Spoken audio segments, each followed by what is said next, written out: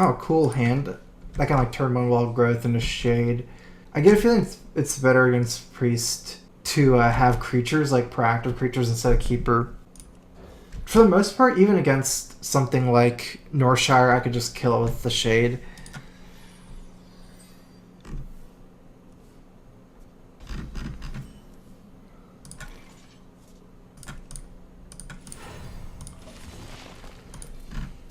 This will give me an okay mana curve. Like, keeper is kind of not reliable, but it is possible I'd still get something. Plus, this allows me to play shade one turn earlier, so it's at least like +1/+1 bigger.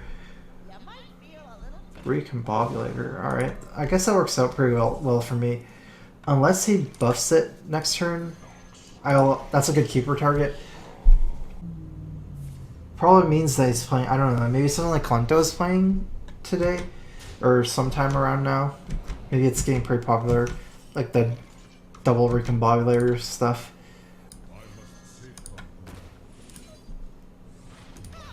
I saw Amaz playing this kind of priest a while back. It was like one of the first priests Amaz made.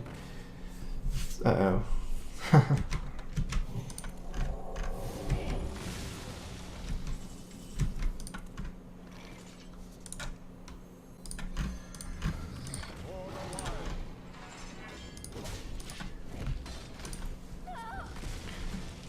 I think like Amaz's first one was, it didn't have that many.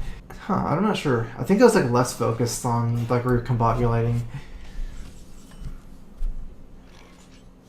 Now these minions are all weird against this kind of deck. Like they run so many Shadow Madnesses and like Cabals or something. It can definitely get kind of weird. I think I'm just gonna swipe here and remove. Kind of does up to Cabal.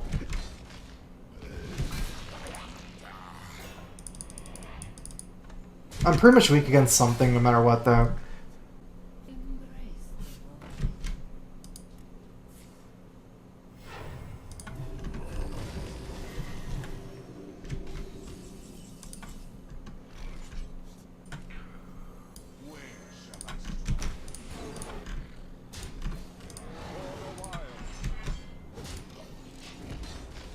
This is better than Ancient Allure. Like, I could play Ancient Allure sometime later. This is a stronger move this turn. I can do the draw later. Plus, he can get quite a lot of tempo if he just deaths this and starts playing more minions.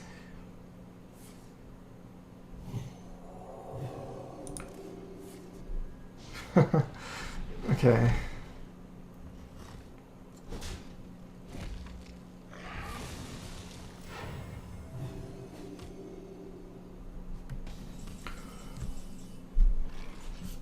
We can actually play like both of these on turn 9. Maybe even combo. Go ahead and Ancient Allure here. It does line up pretty good against the Cleric as well. Like, he can't attack and heal it. Hopefully. Probably doesn't have a Pyromancer either, because I had a 4-1 last turn that got Savage Roared.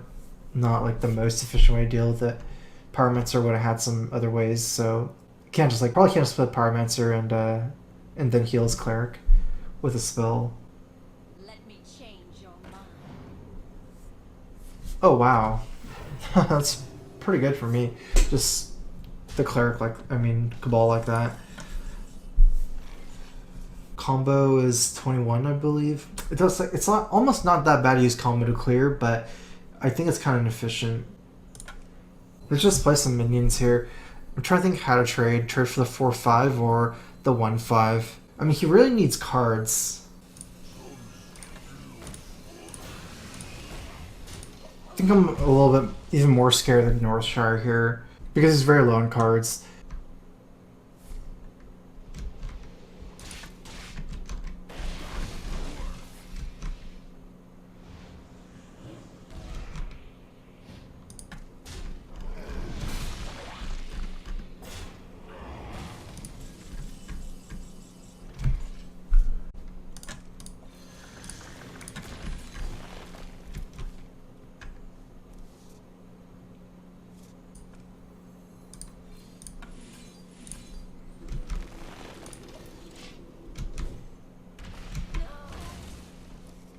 was like kind of considering playing the lore instead of both those creatures because of Shadow Madness. I think this deck uses like a lot of Cabals and Shadow Madnesses recombobulated, maybe like 2 of each. And I think it was like strong enough anyways to play the other way.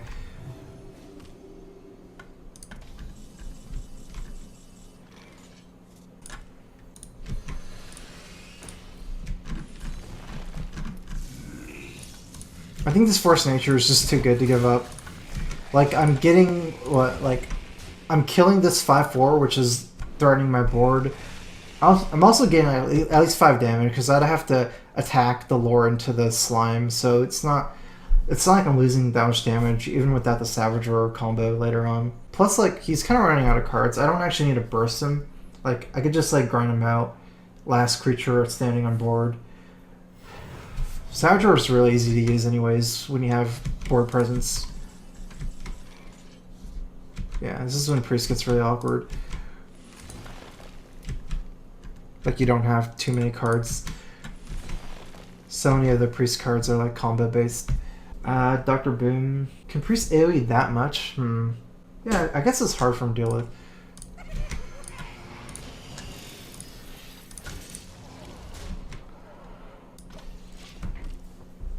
I mean, he's already played both Alkanize. Yeah, so I think this is pretty much impossible to deal with.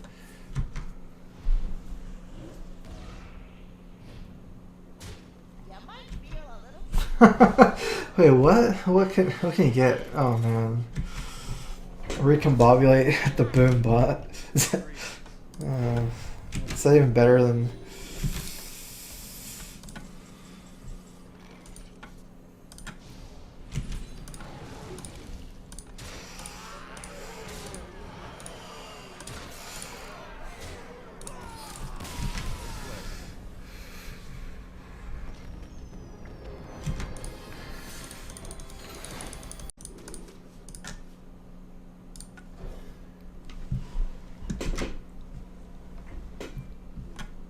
Oh wow, that hand turned into from a bad one into a good one.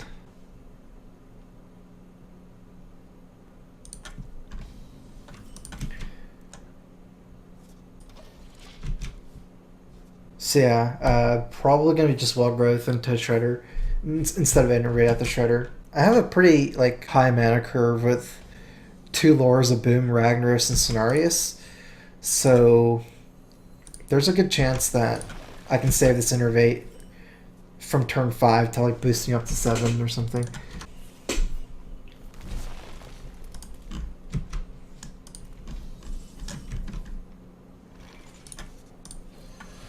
Turn 6 Rag is almost like a free win if they don't have BGH.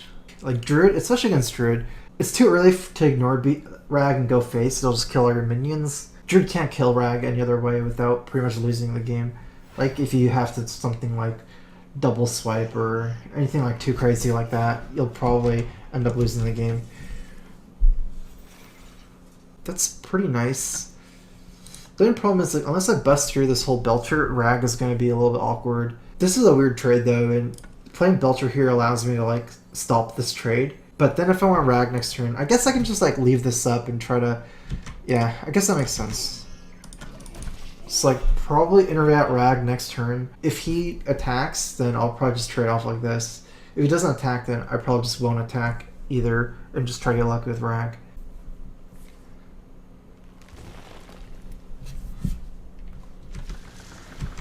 I have 2 good targets, actually. Okay, I can go for a 50-50 if he attacks. 1 really good target. Alright, 2 good targets.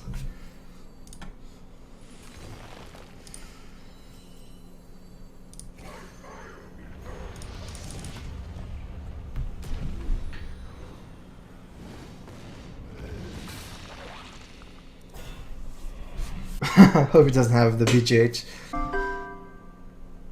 Kagi Kiri 17. Thanks for the resub. It was a Crowfist.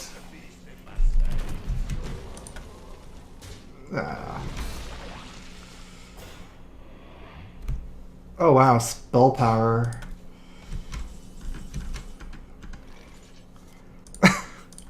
Okay.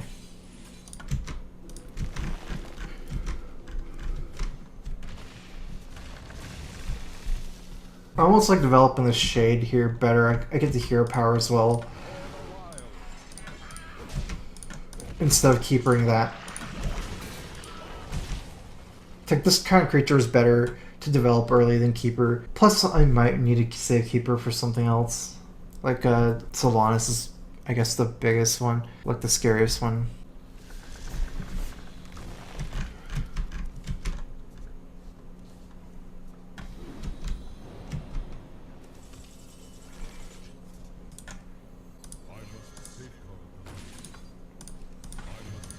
I guess we're gonna set up for Cenarius into Savage Roar. Like, just try to go for that kind of win.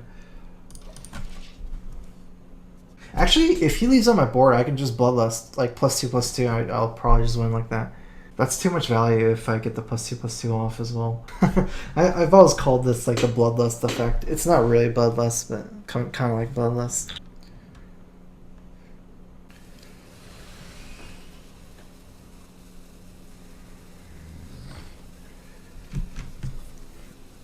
Alright, that's pretty good for me. It's gonna be a pretty sick Cenarius here. Oh my god, my hand is so good. I'm gonna play Cenarius. He doesn't have any more BGH probably, but still. I can just do that next turn. This is too good of a Cenarius. 6/6, 4/6, 4/6. I'm a little bit tempted to like at least clear the Zombie Chow because of Savage Roar. Especially going on his turn 9, he can combo to clear. It's still gonna be hard to clear with combo, but let's see. This will be 4, 6. Yeah, I think I should.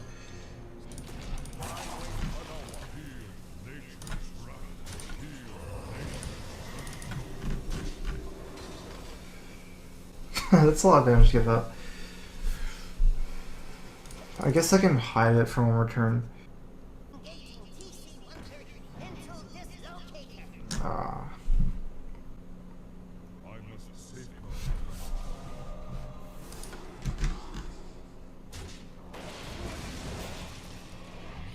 One of the reasons why I didn't attack is because I think combo like overclears my board, where he would have some wasted damage if I kept this stealthed.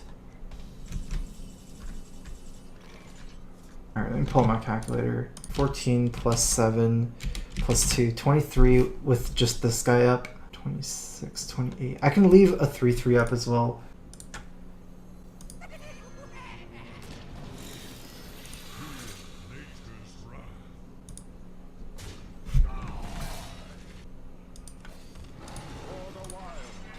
So let's see, which one should I kill?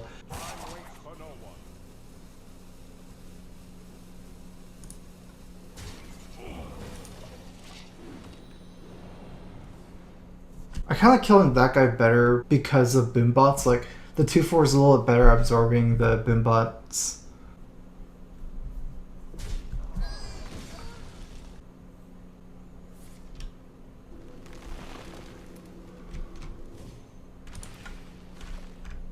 I think he has to be setting for swipe somehow.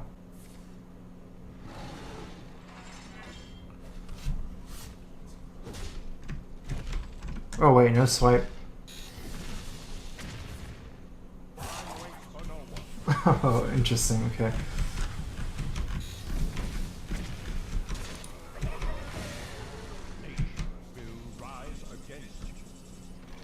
What kind of deck is he playing? Starfall?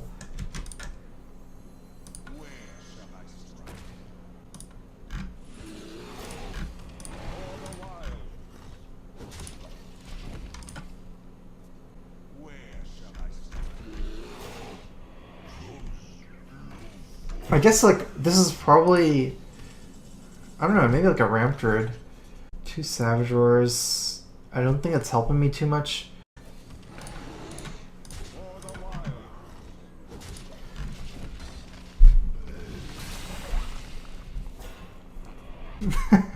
I can just super combo. Problem is the taunts won't really help.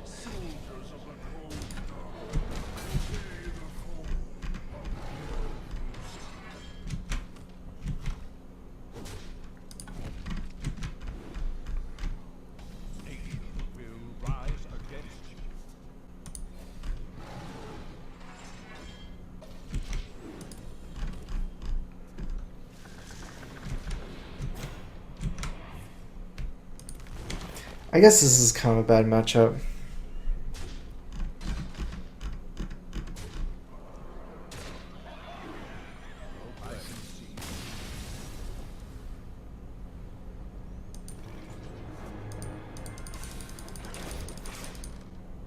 Thanks for the informative and entertaining stream. Well, thanks for watching and the donation.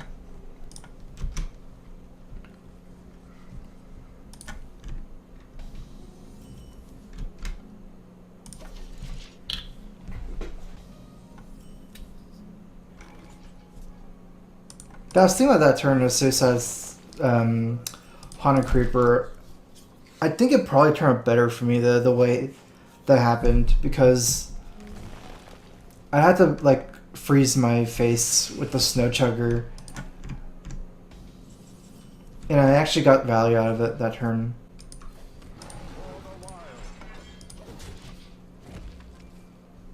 You can still live the next turn. It's not that great against this guy, but it is better than Harrison Jones by quite a bit, since he still has to at least hero power and take the damage, and also like stop crowd control some of his mana.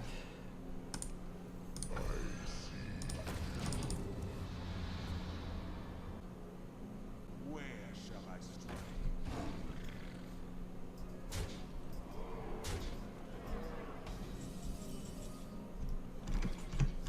This is gonna set me up pretty weak against Swipe. I think it's still better for me to trade for the 4/4.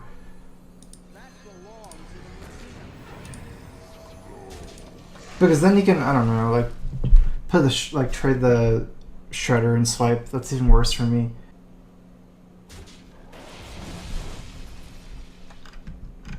Oh man.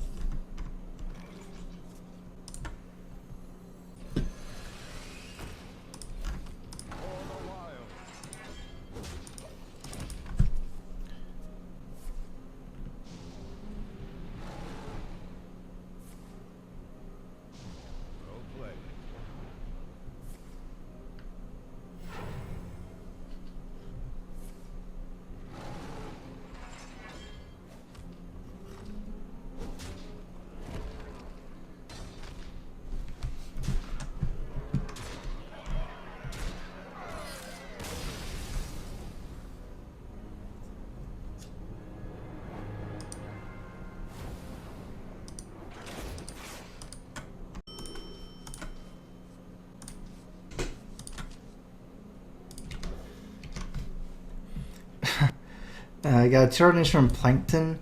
F is for fire that burns down the whole town. U is for uranium. N is for no survivors. What is this?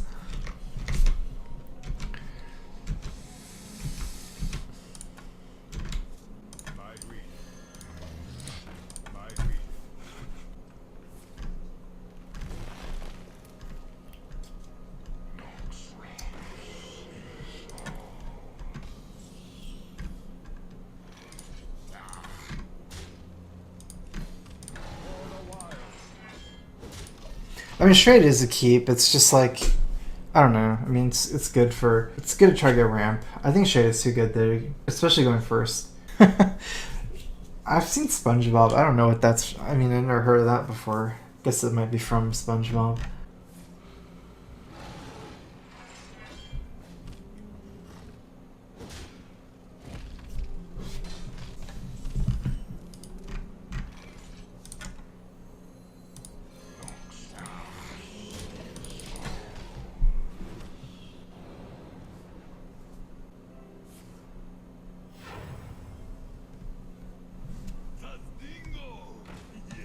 Senjin.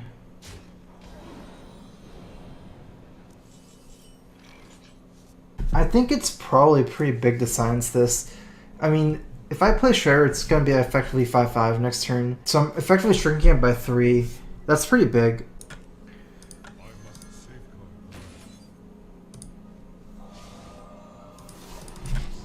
Shredder isn't that amazing, especially against Senjin. I already have a 3/5. It doesn't really beat it, but it kind of does pretty good against it.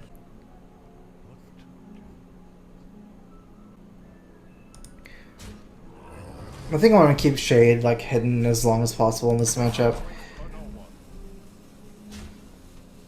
Try to get like more, I don't know, like more value out of this. Wow, it's super weak turn for him.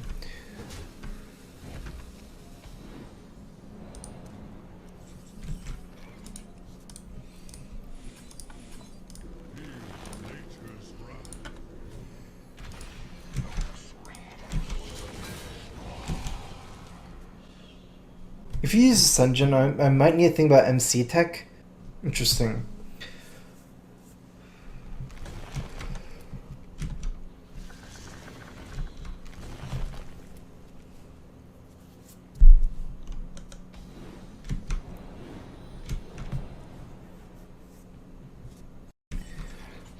I can play Shredder and trade one, but I actually think it might be better Force Nature here. If I trade a Shade, it's like trading a 6/6 for a 5/5 next turn.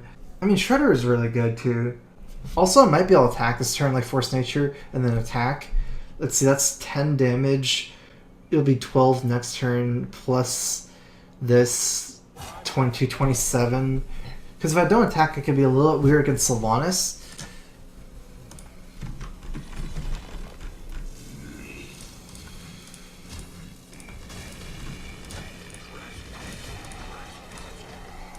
But I think as is, like, he probably is just dead if he drops Sylvanas. At least very, very close. And it's fairly hard to remove this board as a Druid. Like, Force Nature doesn't hit that many good breakpoints here. I think the big thing is Sylvanas, I believe.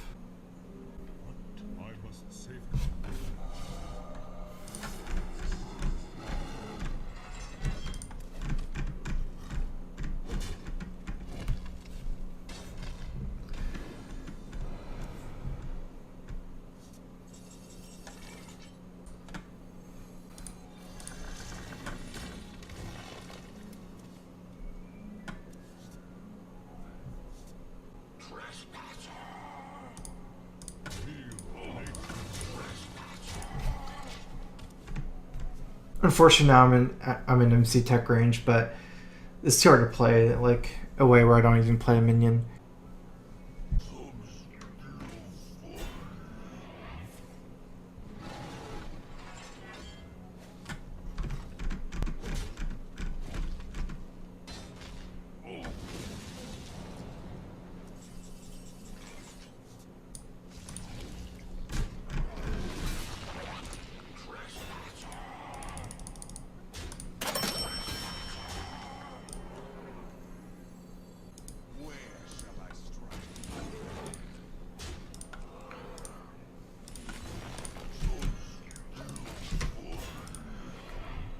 Donation from customer on the phone.